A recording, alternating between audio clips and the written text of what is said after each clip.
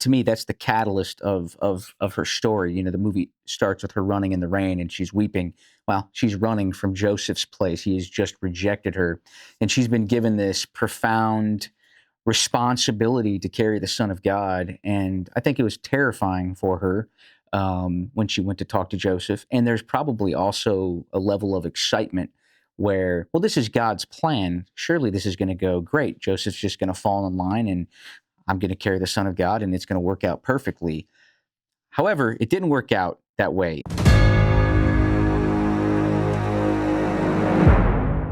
Daric Gates, man, good to see you. Thanks for being back on here, brother. How you been? Good to see you, man. Thanks for having me back. It's my favorite podcast to come back to. That's right. It's the only one, but it's my favorite one. No. That's right. Thank you guys for having me back. We'll take it. Very good to see you, man. So, we'll take it. You guys. So it's been a little bit of a whirlwind with Virgin Birth. I was lucky enough to be a producer on it and play King Herod, and Jacob was the mastermind behind all the making of behind the scenes. So we've been kind of working together for about 6 months, and here we are at the everything has come out. Tell us a little bit about the process, man, and what your thoughts are.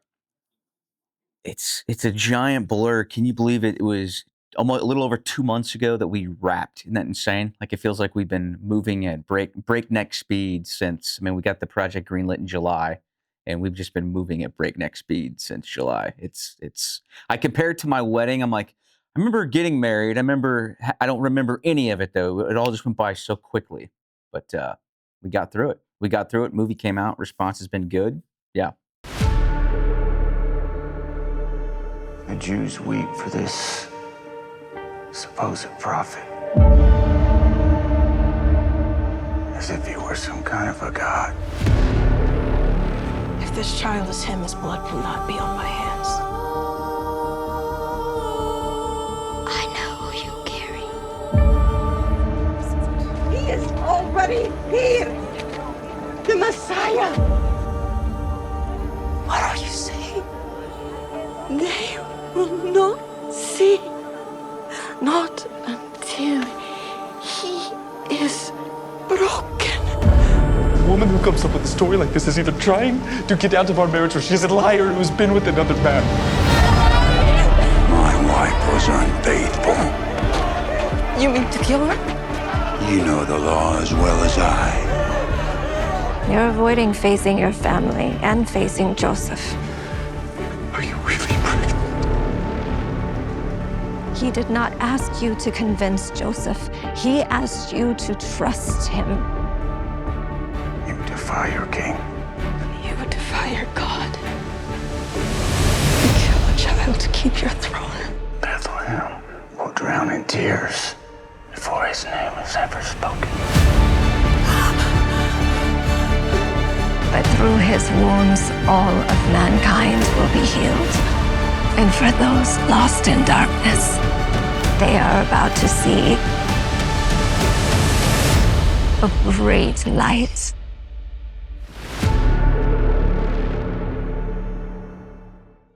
Yeah, I was amazed at how fast post-production turned around.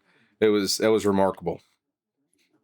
It was, yeah, it kind of felt like one of those 48-hour film festivals, like maybe an extended version of that where you're just nonstop working. But I think that, we did a lot of our groundwork in prep. We kind of, planned it out. Like, to me, you make or break your film in preparation. And, this story has been close to my heart for quite some time. So I think, like, me editing the project, I kind of had it in my head of what I wanted it to be. And then obviously tested it and fine-tuned and tweaked. You guys know the process. But yeah, it was, I've never done a project this quickly before. I mean, 2-month turnaround with visual effects, editing, music, score, color, sound, Foley, traveling to LA. But I mean, we got it done though. 2 days before the premiere, got it done. Yeah. Wow. So I guess we'll talk a little bit. Tell us about the process. Now, you, when you came up with the script, you pitched it to K-Love, and then give us a timetable from K-Love so people out there know kind of these things don't happen this quickly usually. And then from K-Love to pre-production. For sure. I mean, well, to start, like I've had this idea about the virgin birth in my head for about maybe 15, 20 years. And I was sitting in church and I remember the pastor was talking about how Joseph was going to divorce Mary quietly. And I think we're all familiar with the Christmas story, but like that specific, like I'm like, well, he was going to divorce her, which means he didn't believe her at first, which means there's probably tension and friction there. So that's what I was drawn to. So it was years of just bouncing around in my head. And when my family and I left Los Angeles during COVID, um, I kind of walked away from filmmaking and I was working in a golf shop, uh, not really knowing what my life was going to be about, on the verge of throwing in the towel. I'm like, I'm just going to work in a golf shop. Like filmmaking's Right. done. My Right. dreams are over. I'm a loser. And I just kind of felt this nudge to put this story on paper. So there was a winter where, Colorado snows all the time, and I was sitting there and empty golf shop, snow on the ground, and I just started writing the script down on paper. And I'm like, I don't know what's ever going to happen with this story. And then a couple days after that is when I got connected with K-Love and took a job to come here at K-Love. And it was always in the back of my head. I'm like, man, I'd love the opportunity to do this film. And it started as a feature film. I wrote a feature film script. But during a period of time, I'm like, well, what if I just compressed this and tried to pitch K-Love like, hey, what if you did your first narrative short film? I feel like it's much easier to do a 30, 40-minute short film than a full-on feature that would be millions of dollars. And the timing was right. Jason Miller, who's the head of their streaming platform, he approached me and was like, hey, we're looking for content for this on-demand platform. Do you have anything? And I'm like, well, I kind of have this Christmas story that I've been sitting on, and went through a process of pitching him the story and putting together a pitch deck, and the board, the CEO, several layers of approval. And thing I love about Jason, he's like, hey, I've never done movies before, but let's go do it. Let's go try it. And he's been a big advocate to get the film off the ground. I think he saw the heart and the message behind the story. To me, it's a story about surrender, coming to the end of ourselves and letting go of that control and turning it over to God's hands. And that's something that Mary had to deal with as she's living in a time where, if no one if everyone thought she was an adulteress, she could have been stoned to death. And so that Yeah. requires a tremendous amount of surrender and trusting that God has her in this process. So that's kind of what we zeroed in on the short film. But yeah, that was our approval process. Jason came to me, and it took a couple months to go through the layers of approval, but we were off and running. I think we got greenlit the end of June, and we were rolling cameras beginning of September, which was crazy. I mean, you were part of the process. You knew Yeah. it went by quick. Yeah. So I could relate, Derek, to your golf shop story because, I've been there too. And I think a lot of people have, right?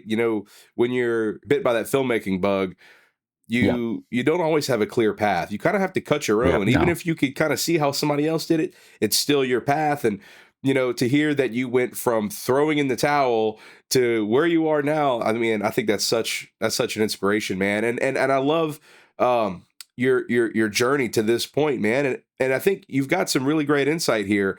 Right now we're kind of dealing with as filmmakers the uncertainties of distribution, and it's so good that K-Love took a chance not only on you but on the story and on the scope of this and the genre, man. It's a big deal. It's a big deal. It's awesome, man, it's tremendous blessing. Like, I'll say that most people, like, you do a short film, you're kind of stuck having, let's go out to film festivals. I hope I get in this festival, and maybe a handful of people will see it, or I could throw it up on YouTube and hit up all my social media friends to, will you please watch my short film? But to have a company behind it and like more or less distribution in place, and not only distribution, but to have like a good marketing team behind it and a push to get the film out there. We believe in the messaging. And K-Love's mission statement, we want to create content that inspires and encourages people to have a close relationship with Jesus. And so having a film that does that and having them push it out there, like, as a filmmaker, like, man, like, what a perfect, I mean, again, surrender that. God will do things far much better Yeah. than I could do them, Yeah. and he's absolutely had his hand on this project, and it's cool to see it take off.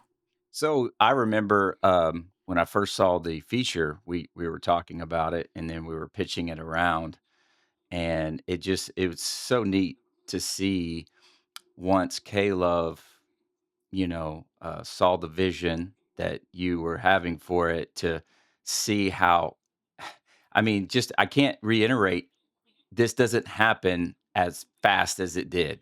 I mean, it's unreal. No, It's unreal. I mean, because no, Derek, Jacob, you all know, like, we're in Hollywood, man. We're trying to pitch, and you can work years and just, everything fall through. And it's just as amazing to see, and like piggyback off of what Jacob said about the built-in distribution, essentially. And K-Love is so wonderful, man. So many wonderful people there, so many talented people. Jacob and I keep talking yeah, about, like, wow, what an honor we had to work with you all. Because, man, every time you turn around, there's an amazing creative, a super talented man. creative, and I'm like, wow, just feel fortunate to be able to collaborate with you on this project.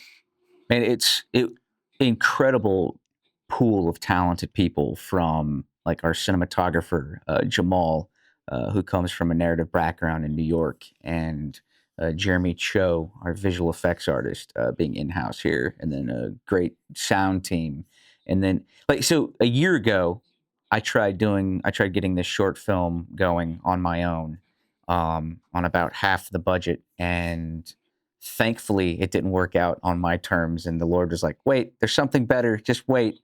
And like the biggest Yeah. challenge was, I remember we had a early conversation like before we were greenlit, Nathan. It's like, all right, I still want to try to find a way to do this short film. How in the world are we going to create first century Nazareth and Jerusalem?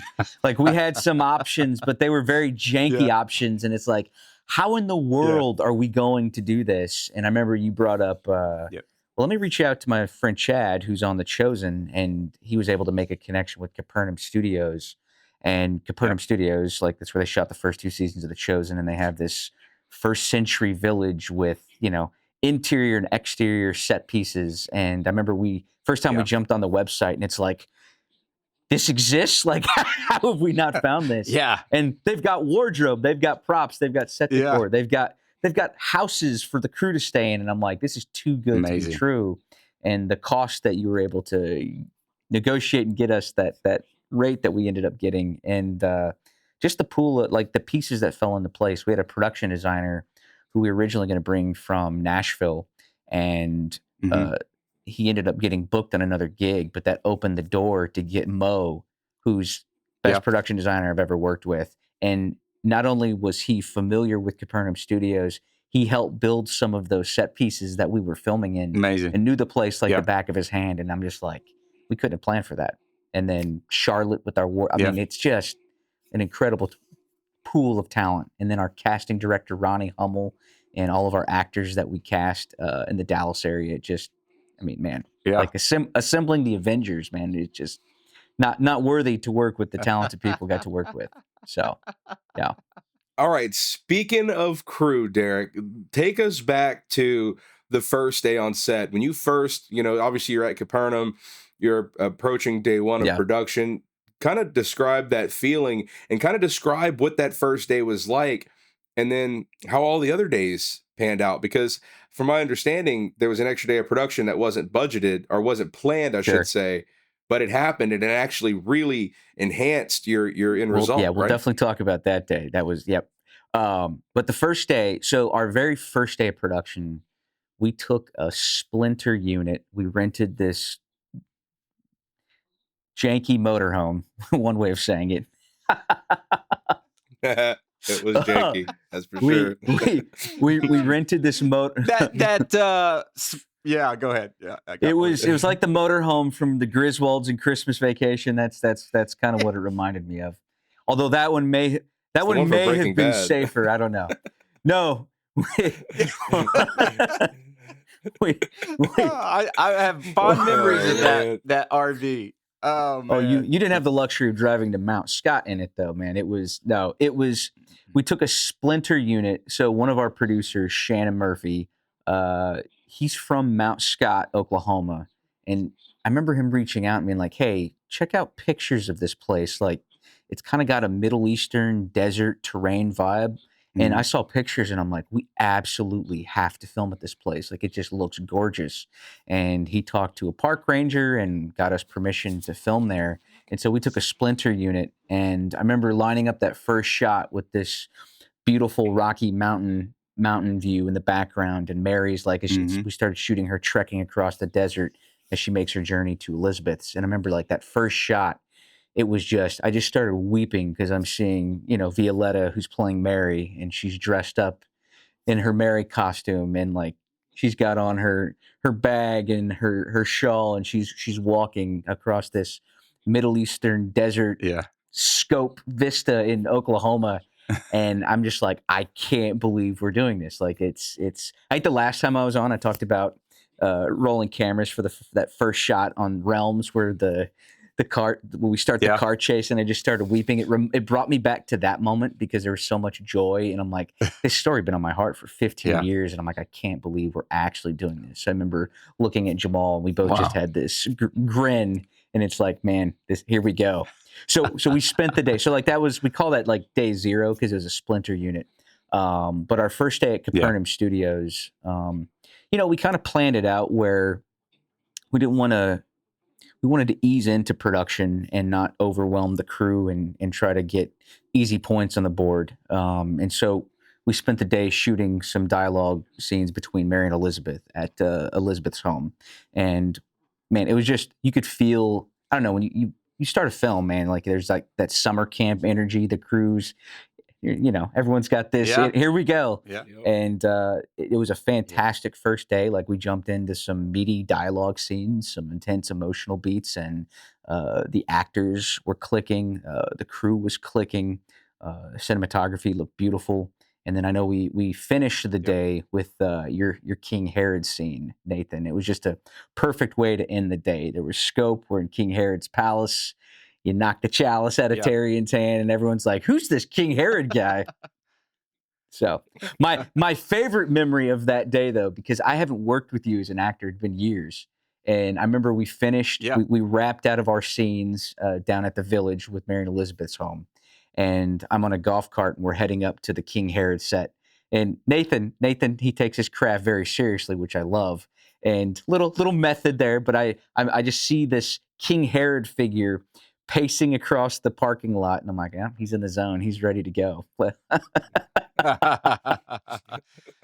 Yeah, and I try to like leave it on set the best I can, but when we talked about the scene, it's like there was no warming up. It was like you had to You had find to that go. character, find that emotional and get into it Well, you quickly. had So this I didn't have any menacing time. look on your face as you were pacing. I remember someone's like, "Oh, we need to go put like a mic on Nathan, but it looks like he might kill me. Like I don't know."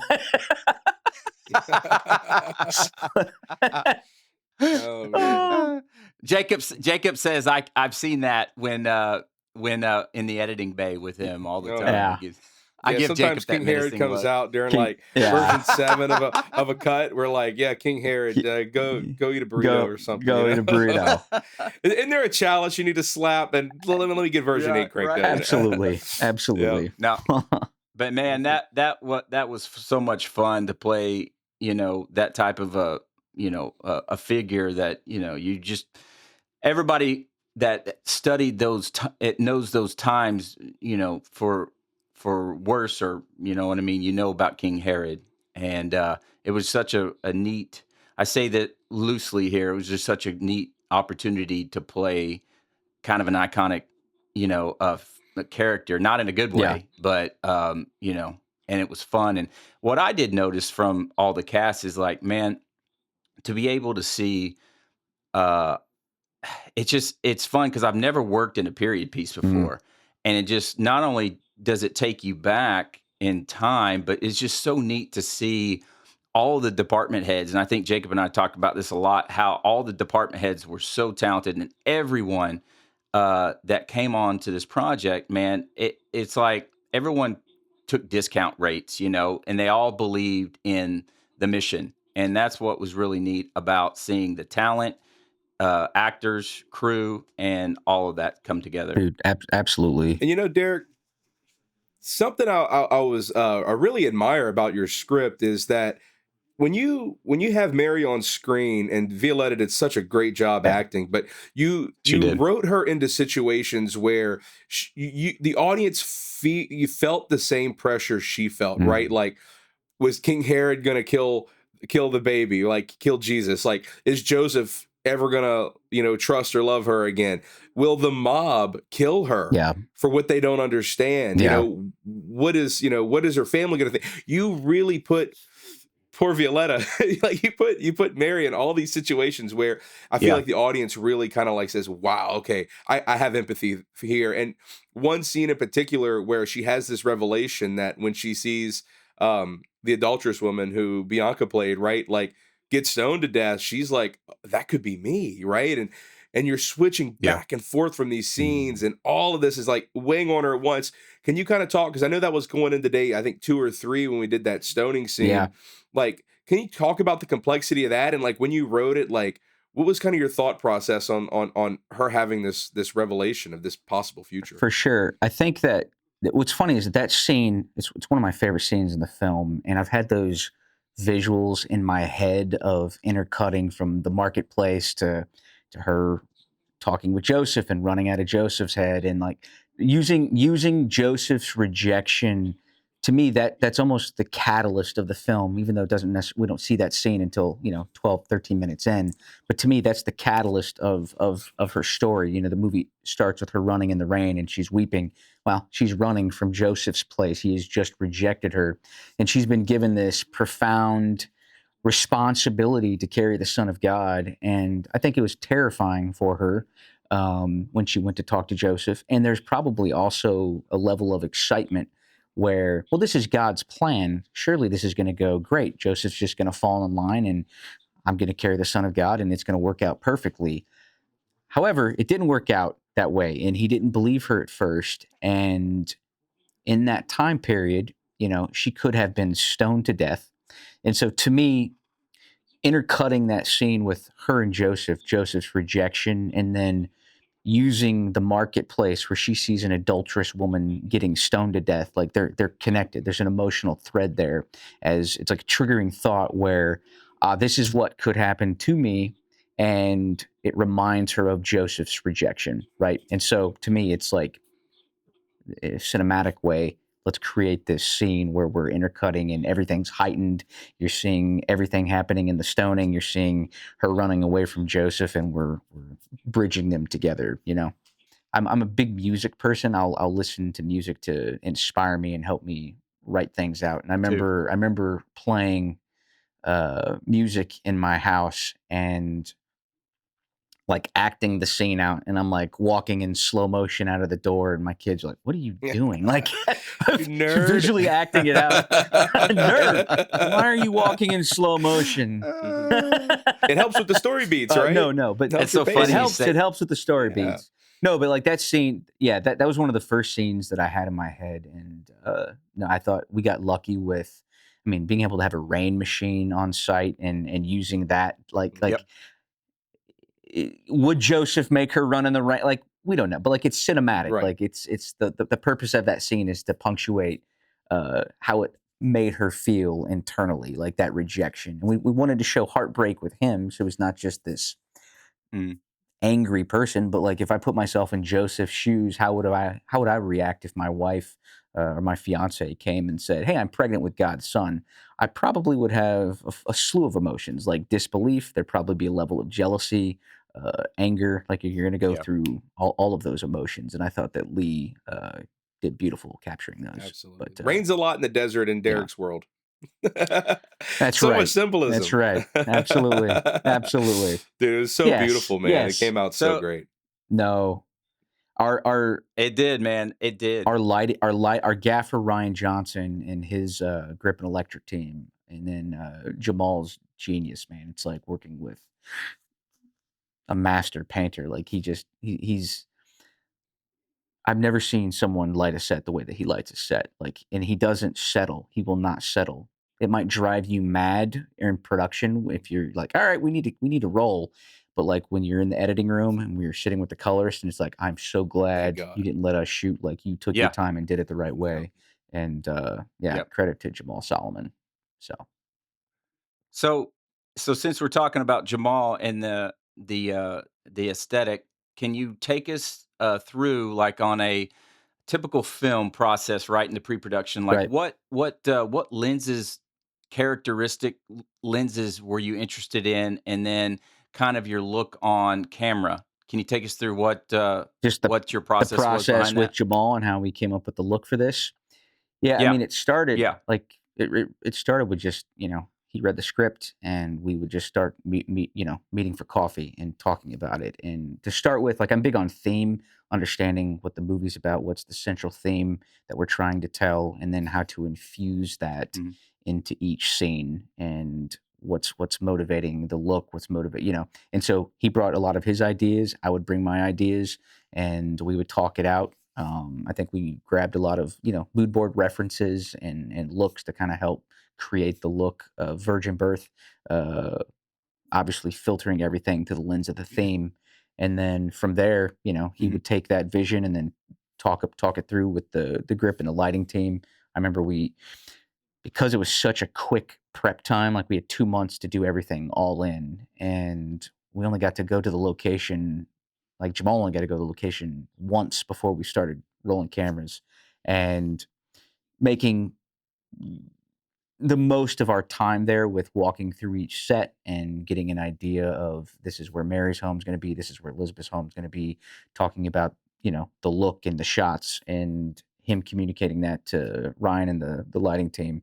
One thing that we got to do, that Jamal and I got to do, 5 days before we started rolling cameras, we stayed on site at the studio, and it was just him and I, and we got to go walk through every location, and we took the script out and just started scene by scene, and went and talked about the scene, talked about potential angles, and that really helped us get into sync. And then we did a tech scout with the gaffer and did the exact same thing, talk through every scene. And to me, like what that preparation does, it builds confidence. So like when you're on the day in production, like you've got the confidence in what you're doing and you have an understanding of what the scene's about. So if you have to pivot, and we definitely had to pivot, that's just the nature of production. But we were confident in the prep work that we did ahead of time, and we had a clear understanding of what we were trying to accomplish for each scene. And but that's really what our process was like. And then in regards of lensing, I mean, Panavision lenses are the best lenses in the world, bar none. Like nothing compares to Panavision lenses.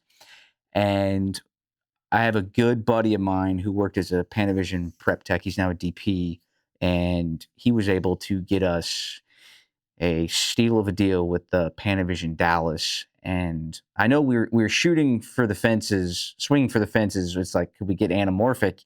And we were able to get the Cook Crystal anamorphic lenses. I think they're the same lenses that they used on like Return of the Jedi.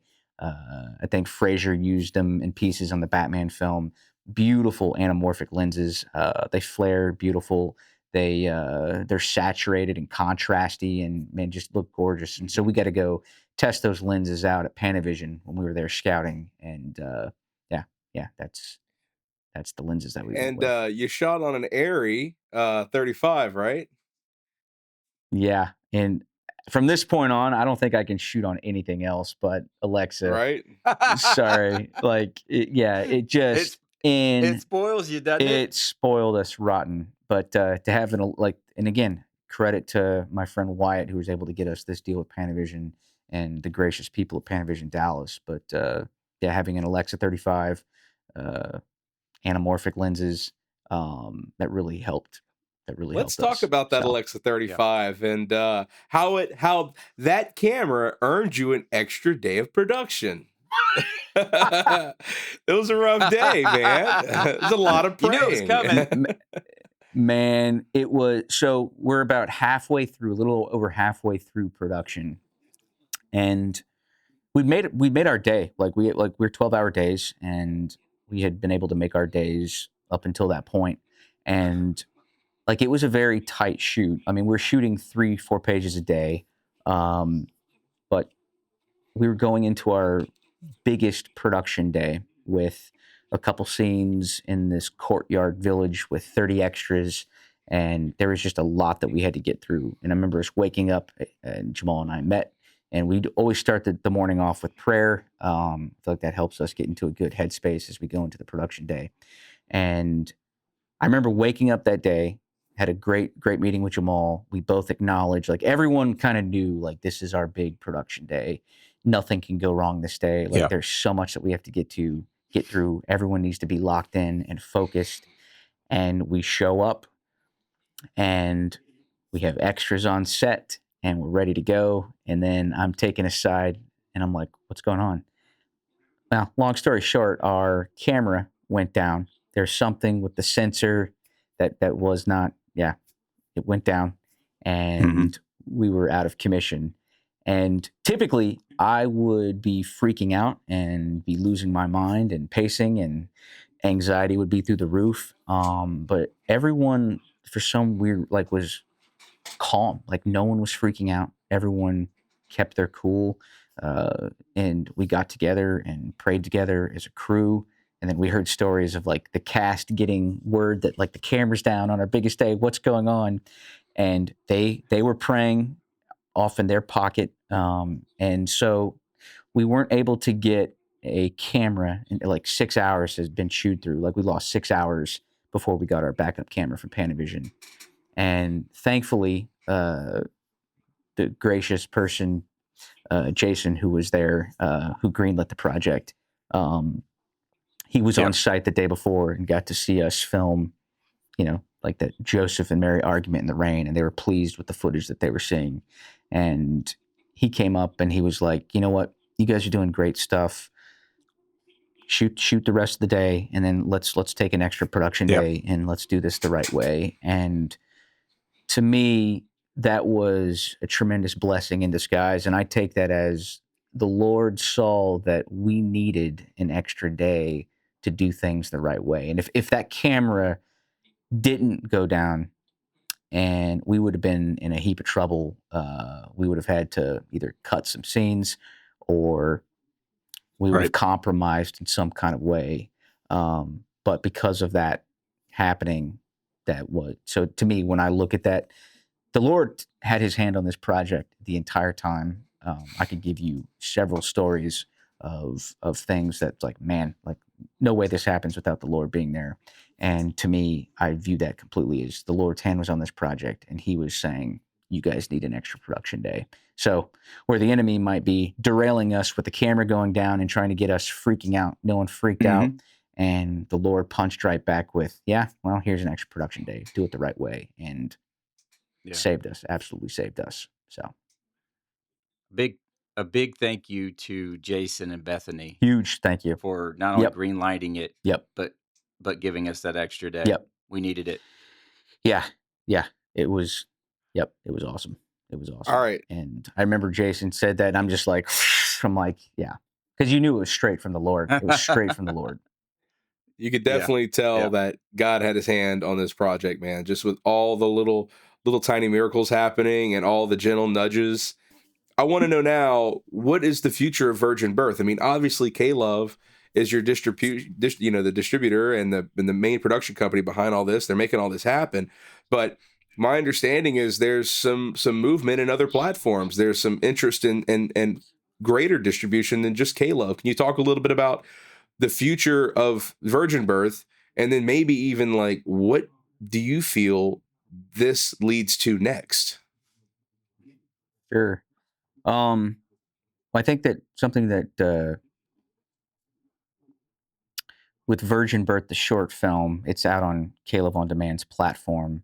But something that we've talked about and what Jason is passionate about is to let's not just limit our audience to just this platform. Jesus with the gospel, take it out to the world. And so we want to take the film out to the world, and whether that's partnering with some other platforms, other distributors. We have several already interested right now. but we're walking through that. So like really, I don't know what the future is going to hold for this short film, but I do think like if the Lord wants it out there, He will open and close the right doors. And so my prayer is again surrendering that to Him and being like, all right, like we've seen you work through this entire process, so it's yours, and you're going to open and close the right doors. You're going to protect us from certain people. You're gonna connect us with certain people, and really that's all out of my hands. And we're kind of just we'll see what happens. We'll see what happens. But no, I think the objective is to get eyeballs on it. You know, this isn't for our glory, but we want people to, you know, the biggest thing I want to encourage the audience with surrendering to the Lord. Surrender is a very hard thing to do. It's something that I struggle with personally. You know, just because you have faith in something doesn't mean that's the absence of fear. And so when we're able to come to the end of ourselves and surrender that to the Lord, that's where we learn that His plans are far better than the plans that we have for ourselves. So to me, that's the heartbeat of virgin birth, and that's the message we want to encourage not only K-Love's audience but the world with that message. And yeah, so with getting the film out there, we'll see what doors opens and closes. Yeah. I think it Yeah, would be awesome opportunity to, from what I'm seeing is it's getting tremendous feedback, positive feedback, great, a yeah, lot of encouraging, people have reached out to me and said, "Man, what you guys are doing is yeah, fantastic." I think, man, yeah, what a great opportunity it would be for all of us to be able yeah, to continue these yeah, faith-based stories, you know? yeah. And we obviously took, you know, there's some creative liberties. Like the Bible is, we don't know every single thing or conversation that went on with Mary, with Joseph, and you know, there might be some people who that didn't happen. You know, you'll always Yeah, have that, but yeah, to me, I wanted to create a story that made these characters relatable. I think that we all know the nativity story, and we see the shepherd and the wise men and Mary and Joseph on a donkey and that, yeah, but like making them relatable to where we can connect with, you know, the pain and the mhm, fear that she might be thinking or feeling. And if I could see her surrender that fear and her walk forward, maybe that'll encourage me to walk forward. And so like to me, it was very therapeutic because there was a lot of things that I put from my own story. As I said, like I struggle with fear and anxiety and I struggle with surrender. And to me, the only way, like, I had to put myself into both Mary and Joseph,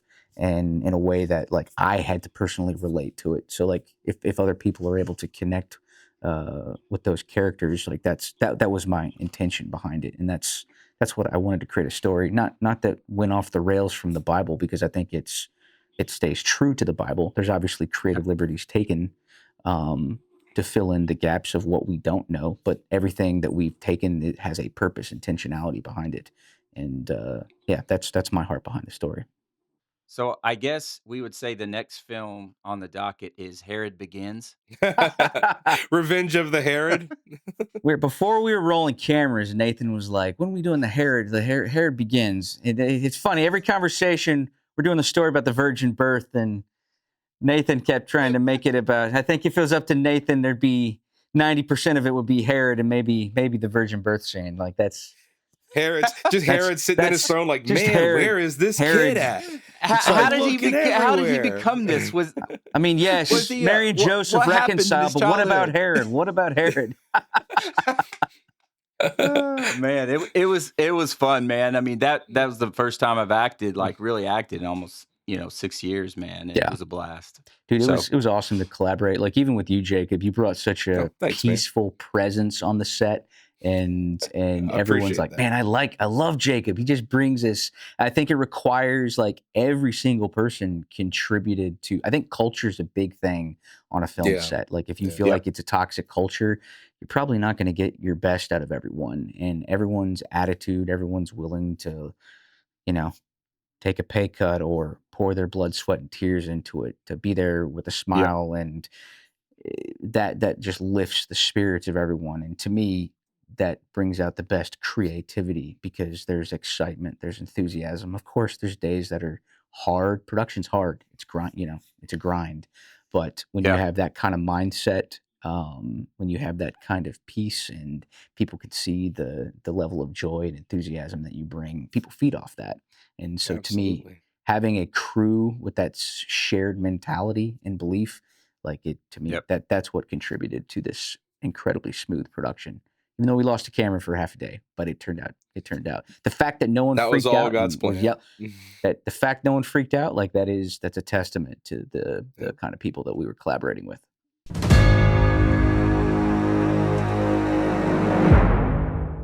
We appreciate you checking out the podcast today. And if you want to see more of these, make sure you subscribe and hit that bell notification, and you'll be notified, obviously, when we release more of these. If you're on the go, Spotify, Apple Music, Amazon, and iHeartRadio podcast is on all 4 of those as well. We appreciate you, and we'll see you on the next one. Bye.